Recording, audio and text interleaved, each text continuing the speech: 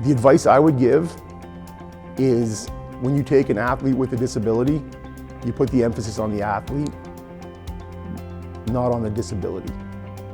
The disability is totally apparent. The athlete lives with the disability all the time, but they're in sport either to enjoy it or to still compete at the highest level.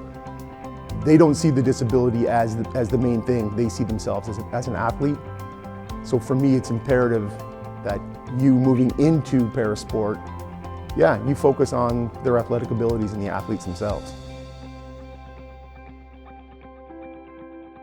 I think one of the things that I take great pride in is making parents cry.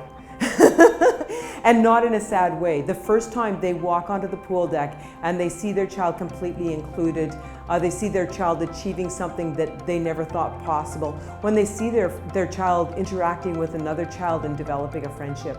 These are some of the things that in the able-bodied world is taken for granted, but it sometimes is more challenging for athletes with disabilities. I just firmly believe that this is a sport that anybody can play.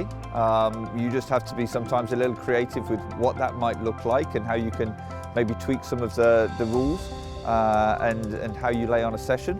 I wanted to see more people playing the sport, and I knew that there was a whole section of our community that just isn't getting the opportunity to play. There's no difference between a para-athlete or an able-bodied athlete. We're all working towards common goals, and we're really just pushing ourselves to be our best. So this program really allowed me to do that, and it's been incredible. It really is just a second home. It's somewhere you can go and you can just be yourself, and you know you're accepted for who you are, and it's a really nice feeling, especially when other people don't always feel the same way. And you see kids in the pool who, on land, when they're walking, have a noticeable disability. But Vicky works with them to the point where they're equal in the water. Everyone can compete at their own range. Like, I am a competitively driven person, and just being able to compete and trying to get better, being better than myself and better than other people is entirely what I strive for. It really means a lot because you can meet other people who share, have the same experiences as you.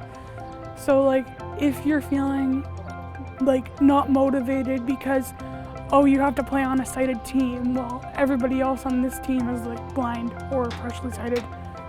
And it means a lot that even the coaches would take their time to learn about the sports and stuff and how they can adapt it for blind people.